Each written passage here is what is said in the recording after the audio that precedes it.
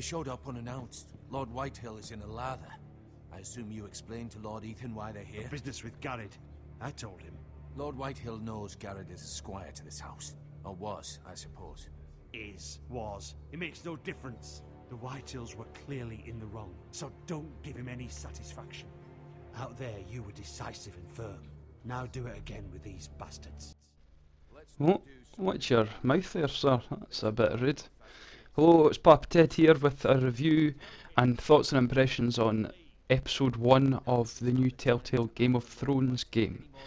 This is of Iron and Ice, and yeah, it's a new episodic adventure game, not unlike Walking Dead or Jurassic Park or The Wolf Among Us, or what other ones have they done? Wallace and Gromit, and yeah, so yeah, they've done quite a few.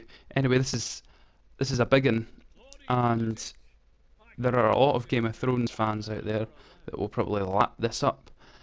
I am a Game of Thrones fan. I am not a massive fan. I do not think it is the be-all and end-all of television. I don't think it's as good as some people say it is, but I enjoy it nonetheless. Some seasons more than others. I don't want to obviously ruin the story too much, because that's what this game is about really. It's more of a interactive comic or interactive novel or TV show rather than, you know, true game with lots of gameplay and lots of different elements to it. This is about decisions and a good story and characters, and that's what it is. It basically takes place after or around the Red Wedding. I'm sure everyone who is listening to this knows what the Red Wedding is, but I'll not go into it too much, just in case you don't. But it happens, this begins just as the Red Wedding is about to happen. You are a squire of the Stark family, and basically things go very wrong, and there are basically problems between the houses, and you focus kind of on the Forrester house, which is loyal to the Starks, and it cuts between sort of the Forrester house, and it goes to King's Landing as well, and there's even parts at the Wall. There are some cameos from the characters within the TV show, which are all acted very well. And there are a lot of new characters which are new to the game, new for the game, as this is kind of a side story as to what's happening in the TV show. If you've played The Walking Dead or The Wolf Among Us games before, you'll know what to expect.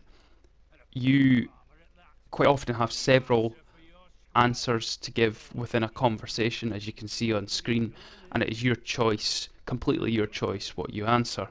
This may have a positive effect, a negative effect, or it might not have any effect on the character that you're speaking to and those around you. And certain things will change the story or change things that might happen in future episodes. The second episode is out, which I'll be reviewing at a later date, but I wanted to complete this one and do a review of each episode separately. So, from what I played, I really enjoyed it. More than I thought I was going to, actually. Maybe not quite as much as The Walking Dead or Wolf Among Us, but this is only the first episode, and I've completed both of those games entirely, so I'll maybe give a final verdict once I've played all these episodes. The voice acting is very good. I actually do like the graphical style. It's kind of a pastel or watercolour style, in the same vein as, you know, the comic book style from Walking Dead. You know, they've gone for a slightly less realistic style than the other Game of Thrones game, or, you know, than real life, maybe to hide the graphical limitations of the engine. I don't know, because it's not like the PS4 can't churn out incredible looking graphics, but I do like the style of this. I think it makes it easy on the eye, but that doesn't mean that it is for kids or any lighter hearted than the TV show. there is maybe less sex and tits in it, but then let's be honest, some of the titage and sex in the TV show was not needed. Some of it was, but some of it wasn't. But this is still very violent, lots of swear words, including the worst swear word, poo. That's in there, and it's a very interesting story.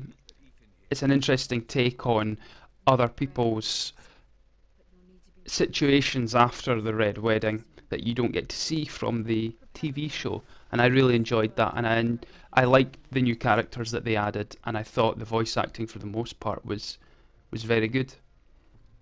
So you can buy this game, you can buy the season pass, which I think is £20, or you can buy each episode individually for, I think it's £6. So obviously if you love Game of Thrones, get the season pass, because you will like this game. You'll like to see the other side of the story that people have and the things that are happening alongside the TV show. Apart from the discussions that you have, which is kind of like an interactive cutscene, there are some areas where there's gameplay where you move around, but it's very, I suppose you could say, on rails. You know, there's only certain things to look at, there's only certain small areas to explore, but it fleshes out the backstory a little bit usually, and you know, I think, do they need it?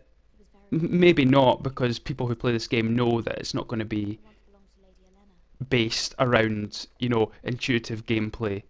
It's going to be based around the story and the decisions. So having the need to walk around, you know, they could have had it where you don't actually need to control the character, and it probably wouldn't have changed the game that much.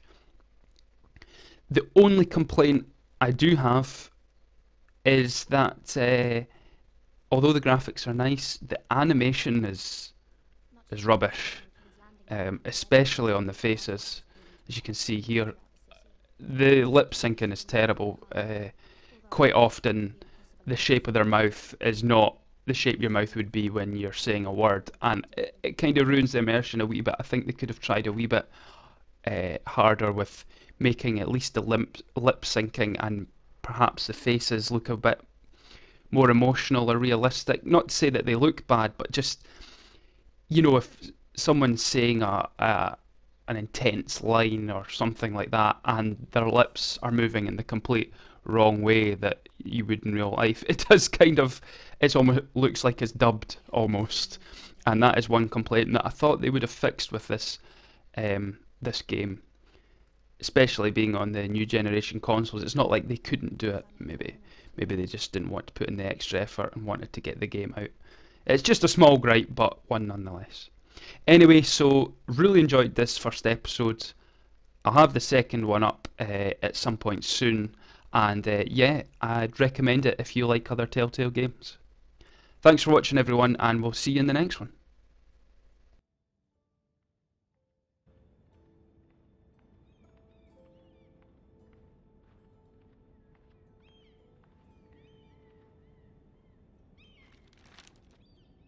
It troubles me to even ask this of you, but you must appeal to Lady Marjorie to intervene on our behalf.